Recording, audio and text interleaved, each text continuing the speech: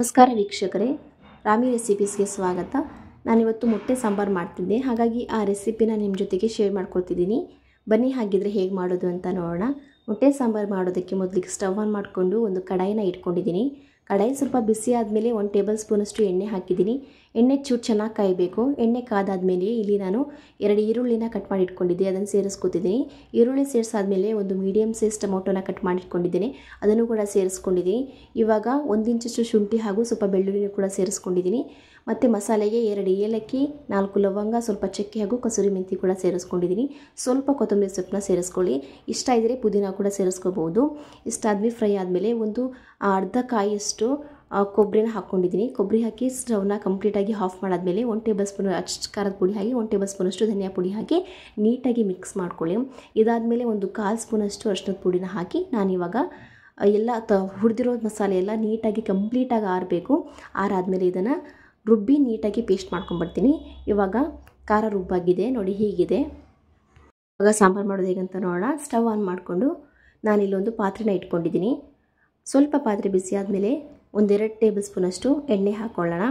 ಎಣ್ಣೆ ಚೂರ್ಕಾದಾದಮೇಲೆ ನಾನು ಸ್ವಲ್ಪ ಸಾಸಿವೆನ ಸೇರಿಸ್ಕೊತಿದ್ದೀನಿ. ಹಾಗೆ ನಾನು ಒಂದು ಮೀಡಿಯಮ್ ಸೈಜ್ ಈರುಳ್ಳಿನ ಚಿಕ್ಕದಾಗಿ ಕಟ್ ಮಾಡಿ ಇಟ್ಕೊಂಡಿದ್ದೀನಿ, ಅದನ್ನು ಸೇರಿಸ್ಕೊಳ್ಳೋಣ. ಒಗ್ಗರಣೆಗೆ ಈ ಥರ ಈರುಳ್ಳಿ ಹಾಕೋದ್ರಿಂದ ಸಾಂಬಾರು ತುಂಬ ಚೆನ್ನಾಗಿರುತ್ತೆ. ಇವಾಗ ರುಬ್ಬಿಟ್ಕೊಂಡಿರುವಂಥ ಮಸಾಲೆನ ಇದಕ್ಕೆ ಸೇರಿಸ್ಕೊಳ್ಳೋಣ. ಕಂಪ್ಲೀಟಾಗಿ ಮಸಾಲೆ ಎಲ್ಲ ಸೇರಿಸಾದ್ಮೇಲೆ ನಾವು ಈ ಟೈಮಲ್ಲಿ ನಮಗೆ ಎಷ್ಟು ನೀರು ಬೇಕೋ ಅಷ್ಟು ನೀರನ್ನ ನೋಡ್ಕೊಂಡು ಸೇರಿಸ್ಕೊಳ್ಳೋಣ.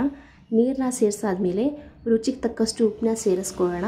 ನಾನಿಲ್ಲಿ 1 ಟೇಬಲ್ ಸ್ಪೂನಷ್ಟು ಉಪ್ಪನ್ನ ಸೇರಿಸ್ತಿದ್ದೀನಿ, ಕಲ್ಲುಪ್ಪನ್ನ ಸೇರಿಸ್ತಿದ್ದೀನಿ. ಉಪ್ಪನ್ನ ಸೇರಿಸಾದ್ಮೇಲೆ ಒಂದು ನೀಟಾಗಿ ಮಿಕ್ಸ್ ಕೊಟ್ಟು ನಾವು ಈ ಸಾಂಬಾರು ಒಂದು ಒಳ್ಳೆ ಕುದಿ ಬರೋವರೆಗೂ ಲಿಡ್ನ ಕ್ಲೋಸ್ ಮಾಡಿ ಮುಚ್ಚಿಡೋಣ. ಒಂದು 10 ನಿಮಿಷ ಸಾಂಬಾರು ಕುದಿದೆ ನೋಡಿ, ಎಷ್ಟು ಚೆನ್ನಾಗಿ ಕುದಿ ಬಂದಿದೆ ಅಂತ. ಈ ಟೈಮಲ್ಲಿ ನಾನು ಫುಲ್ ಗ್ಯಾಸ್ನ ಆಫ್ ಮಾಡಿ ಮೊಟ್ಟೆನ ಸೇರಿಸ್ಕೊಂಡಿದ್ದೀನಿ. ನಾನಿಲ್ಲಿ ಅರ್ಧ ಡಜನ್ ಮೊಟ್ಟೆನ ತೊಗೊಂಡಿರೋ ಮೊಟ್ಟೆನ ಒಂದೊಂದಾಗಿ ಸೇರಿಸ್ಕೊಳ್ತಾ ಹೋಗೋಣ. ಮತ್ತು ಸ್ವಲ್ಪ ಗ್ಯಾಪ್ ಬಿಟ್ಟು ಸೇರಿಸ್ಕೊಂಡ್ರೆ ಮೊಟ್ಟೆ ಚೆನ್ನಾಗಿ ಬೇಯುತ್ತೆ. ಈ ಟೈಮಲ್ಲಿ ಎಲ್ಲ ಮೊಟ್ಟೆ ಸೇರಿಸಾದ್ಮೇಲೆ ನಾವಿವಾಗ ಇದನ್ನು ಲಿಡ್ನ ಕ್ಲೋಸ್ ಮಾಡಿ ಒಂದು ಕುದಿ ಬರೋವರೆಗೂ ಇದನ್ನು ಬಿಡಬೇಕು. ಸಾಂಬಾರು ಚೆನ್ನಾಗಿ ಕುದಿಬೇಕು, ಎಲ್ಲರಿಗೂ ಬಿಟ್ಬಿಡೋಣ. ನೋಡಿ, ಇವಾಗ ಸಾಂಬಾರು ರೆಡಿಯಾಗಿದೆ. ಚೆನ್ನಾಗಿ ಕುದಿ ಬಂದಿದೆ. ನಾವು ಎಲ್ಲೆಲ್ಲಿ ಮೊಟ್ಟೆ ಹಾಕಿದ್ವೋ ಅಲ್ಲೆಲ್ಲ ಮೊಟ್ಟೆ ನೀಟಾಗಿ ಹೊಡೆದೇ ಸ್ಪ್ರೆಡ್ ಆಗದೆ ಚೆನ್ನಾಗಿ ಬೆಂದ್ಕೊಂಡಿದೆ, ನೋಡ್ತಿದ್ದೀರಲ್ಲ. ಇವಾಗ ಇದಾಗಿದೆ. ಇವಾಗ ಸ್ವಲ್ಪ ಒಂದು 5 ನಿಮಿಷ ಅಷ್ಟೇ, ಒಂದು 5 ನಿಮಿಷ ಗ್ಯಾಸ್ನ ಮೀಡಿಯಮ್ ಫ್ಲೇಮ್ನ ಇಡಿ.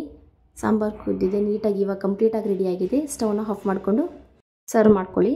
ನೋಡಿದ್ರಲ್ಲ ವೀಕ್ಷಕರೇ, ವಿಡಿಯೋ ಇಷ್ಟ ಆದರೆ ಲೈಕ್ ಮಾಡಿ, ಸಬ್ಸ್ಕ್ರೈಬ್ ಮಾಡ್ಕೊಂಡು ನೋಡಿ. ಹಾಗೆ ವಿಡಿಯೋ ನೋಡಿದ್ದಕ್ಕೆ ತುಂಬ ಥ್ಯಾಂಕ್ಸ್.